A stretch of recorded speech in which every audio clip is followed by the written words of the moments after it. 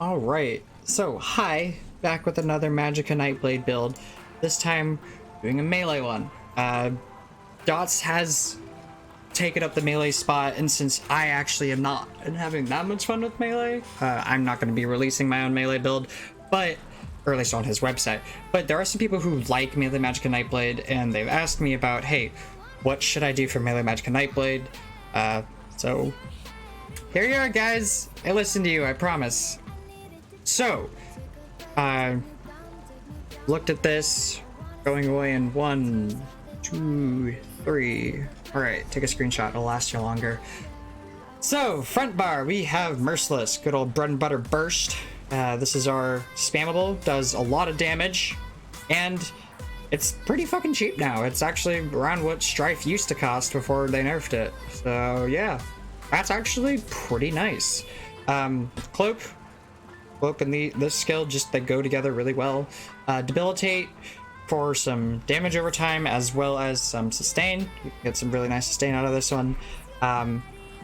Lettuce fan, one of my, I don't know, I can't even call it one of my favorite abilities. I like this ability. It works well. It's a gap closer, and since we're playing melee, that's pretty important.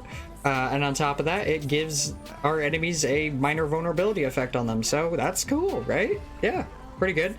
Soul Harvest. It's our Soul Harvest. It's good. It's a good skill. Overall, you know, just try and combo it with other hard-hitting abilities. You don't really have to worry about trying to combo this with something that heals you other than like Merciless, because we don't have Strife, so you don't need to worry about like getting a Strife hit in after you use Soul Harvest. Because whenever I use Soul Harvest, I'm always like, okay, I need to get my Merciless and Strife to hit now, so that I can get the healing from both of them. But now you really just have to worry about the Merciless. Your healing is weaker on this build, but you're faster.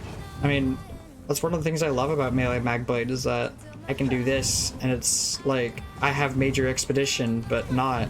So yeah, that's cool. Yeah, that's that bar. Next bar, we got our back bar, resto, siphoning attacks, sustain, and a little bit of healing. Honestly, you're barely gonna notice the healing from this skill, but it's helpful because it procs a certain set that's called Troll King.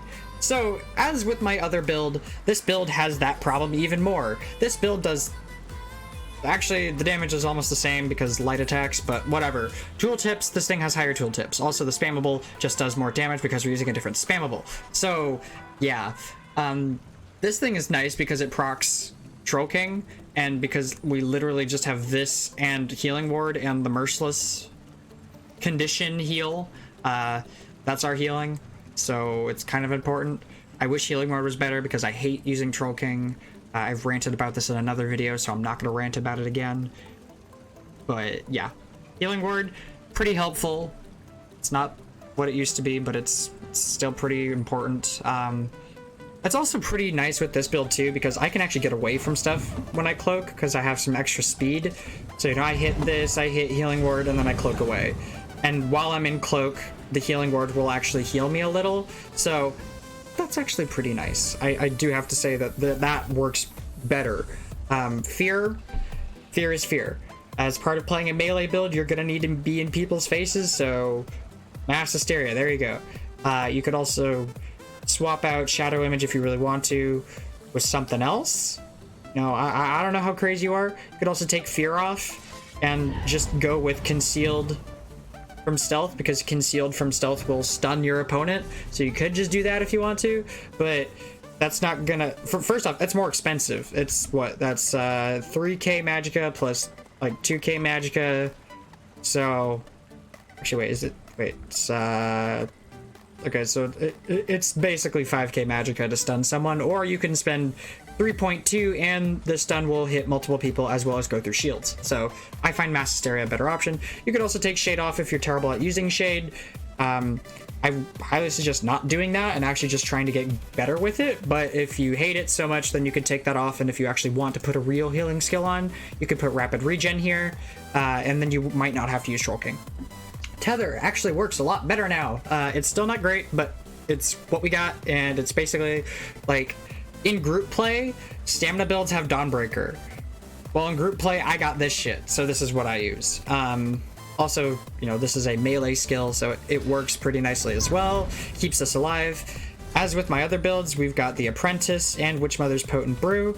That's Witchmother's is especially important because we're still using Brightthroat and War Maiden. I've actually used Innate Axiom on this build, and I almost like it more with two-handed.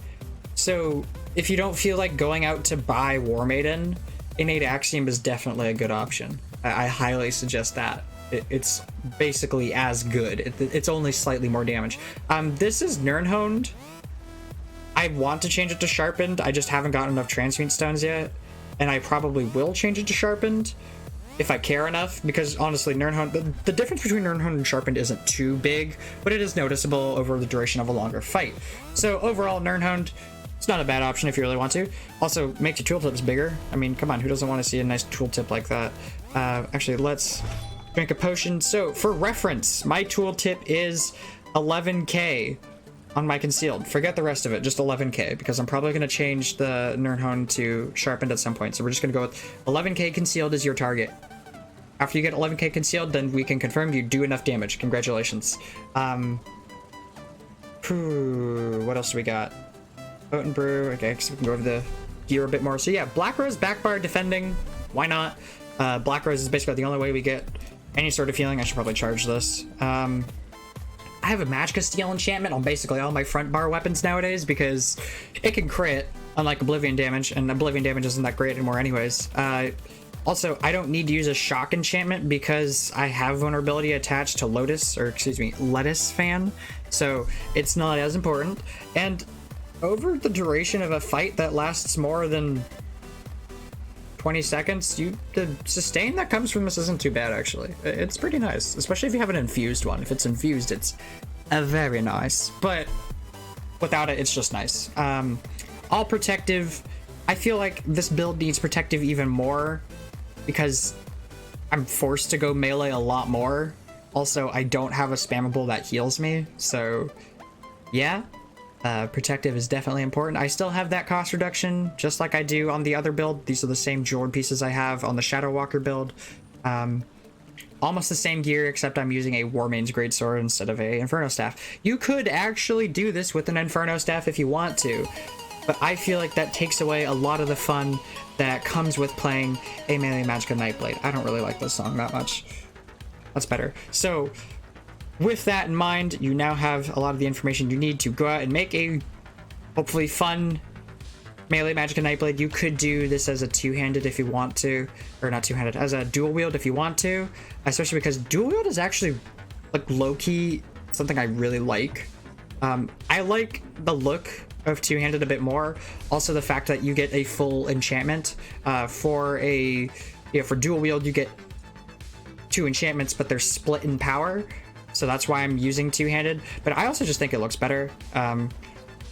Dual wield is kind of weird, and my characters have always been more of a spell sword, so it just feels like if I have 1 sword instead of 2 swords, the spell sword capability is so much more plausible, that type of thing.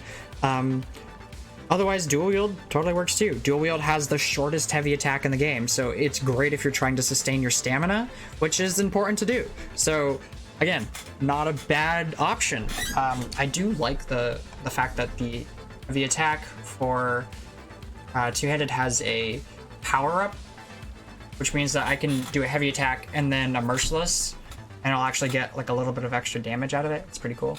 That's this follow-up thing here. And then we have this here, which after I kill a target, I get increased stamina recovery. And as a Magicka build, increased stamina recovery is nothing that you should scoff at. I basically have all of the two-handed passives except for Balanced Blade. Even if you use Onslaught, which I know some people are probably going to use Onslaught because it's really powerful, Balanced Blade isn't useful because this only applies to the stamina costs of your abilities, not ultimate cost, so that's useless more or less. Forceful, you don't need this one. I just think it's kind of nice because I often fight trash mobs, or maybe there's one guy next to me and just a little bit of splash damage is fine. So that's a pretty good one too. Otherwise, as for race, I suggest Dunmer. You could do Breton if you want, Argonians, whatever, Khajiit is whatever. I feel like Dunmer is the superior Magicka Nightblade race right now because it has Stam, it has max Stam, max Magicka, and spell damage. So if you're trying to deal damage, then Breton is probably, or not Breton. Breton's your second best bet. But other than that, Dunmer is probably your best bet. And then High Elf is actually really nice because it has built-in Stam Sustain every time you use a class ability, as long as you're, Magicka spec'd. So that's cool. But I just think Dunmer's better. Also, they look nicer. So yeah, there you go. We have a nice Magicka Nightblade build. I will go over the CP though, and just for reference, I'm using spell power pots, PvE spell power pots. Nothing different from what I normally do. Now here's my CP. I got 19 into Blessed because Blessed scaling is terrible, so I don't put that much into it, but I feel like getting a little bit more healing is pretty nice. Healing is in short supply nowadays. So then I do 66 into Elfborn, 66 into Elemental Expert, and 10 into Erosion. Now, if I were not to do Blessed, I would take all this and probably put in Spell Erosion. So 66 in Master at Arms, and if you're only playing this character to do melee Magicka Nightblade, never use a staff, then you don't have to put anything to Staff Expert. But because I still have my Resto staff, and honestly, I kill people with my Resto staff light attacks more often than I feel is appropriate.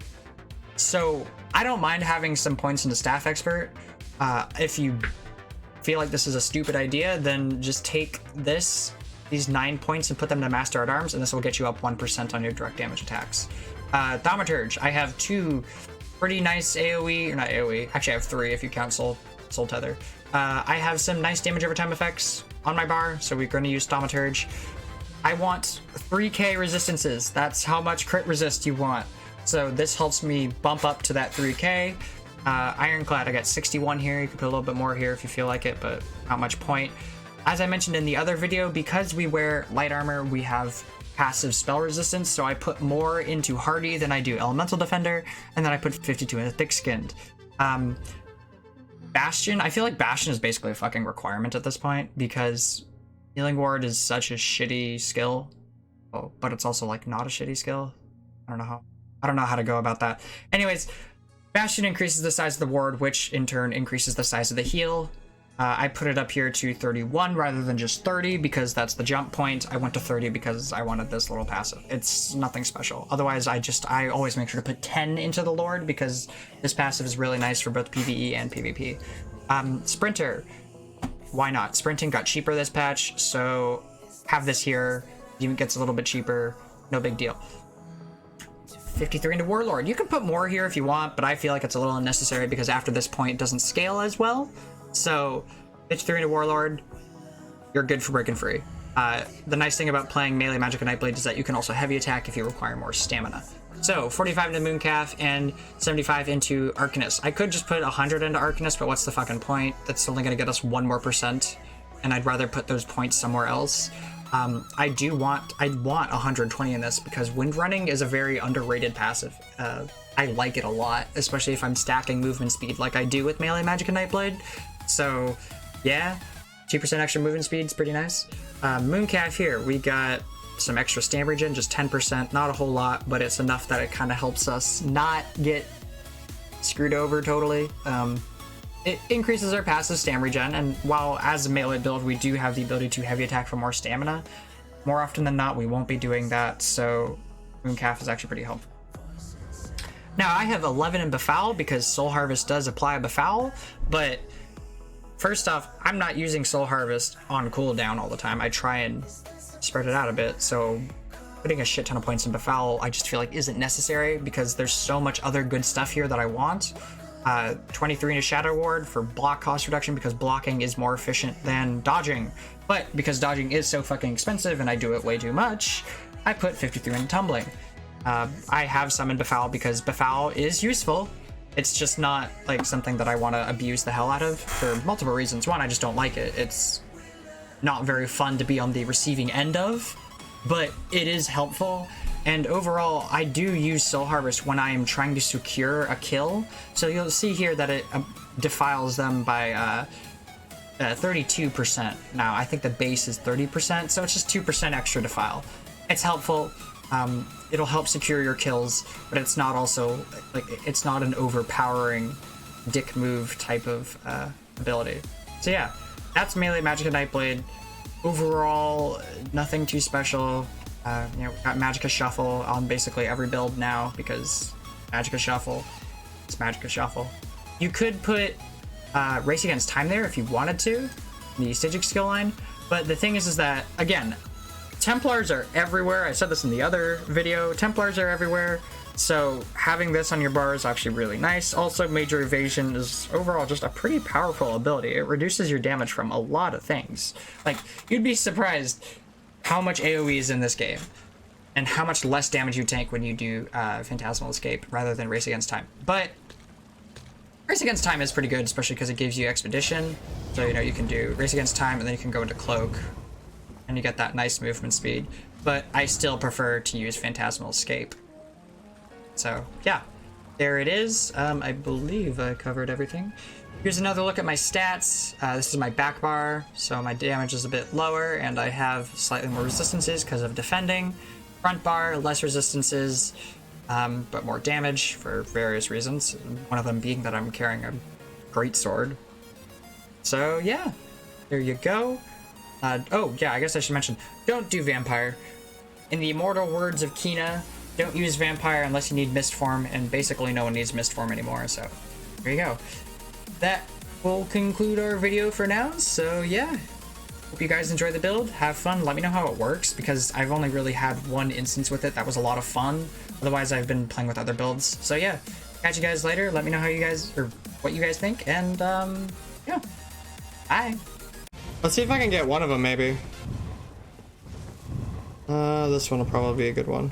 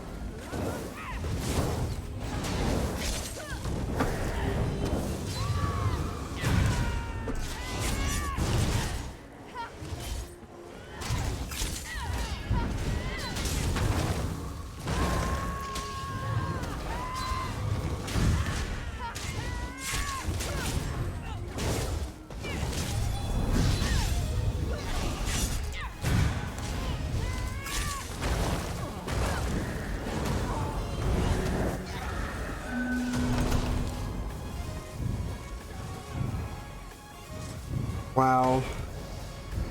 I almost fucking got them too.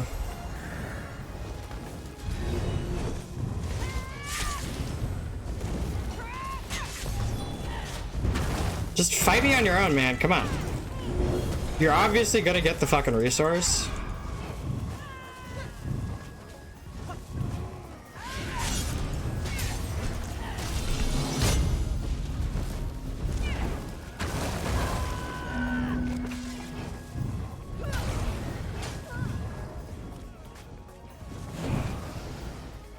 I fucked that warden really hard last time he was here too. They are very paranoid.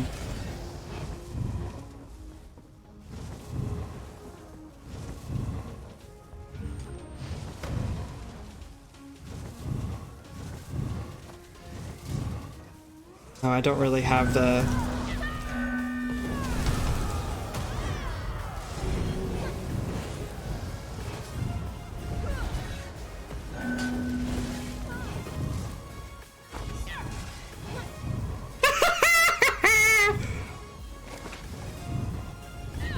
That went well. All things considered. God, I fucking hate Dragon Knights. They just have way too much survivability.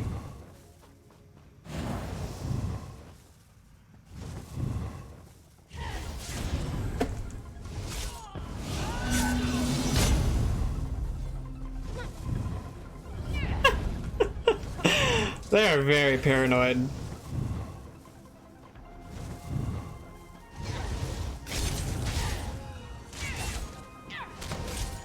Might have gotten a little too bloodthirsty here. Yeah, this is not good.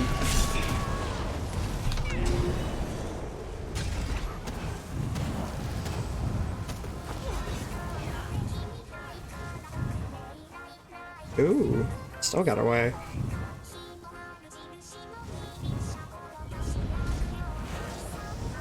Probably could have dropped a little sustain for damage there, but overall, I don't think I did too bad there. Pretty happy with that, to be honest. Is there a DC over there that they're fighting, or are those EP? It's an EP. Did I just call him an AP? Oh my god, there's way too... Guys, stop zerging! Alright, well, I'll just burn this camp down, because fuck it, why not?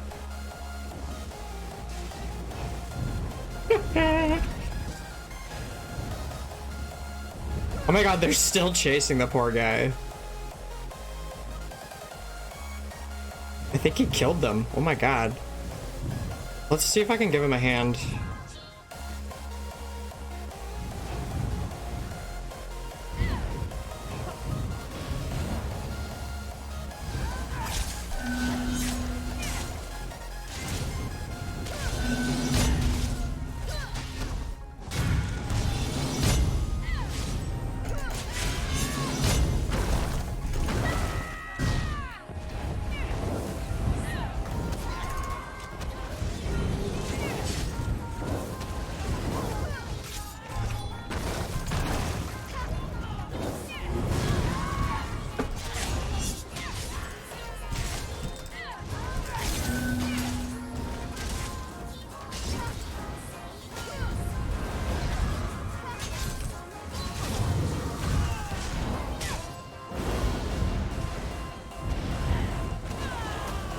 Yeah, Team Purple, let's go!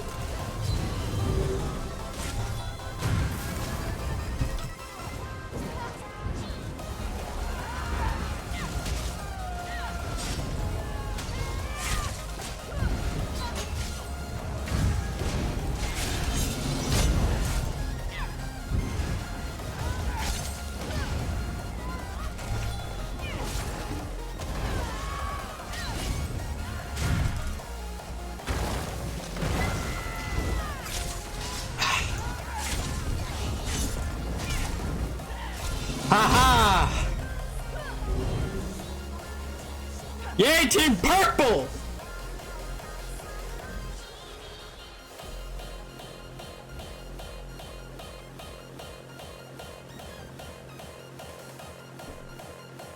That felt good.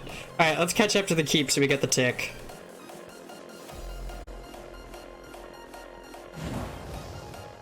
Oh, I got a hate tell too!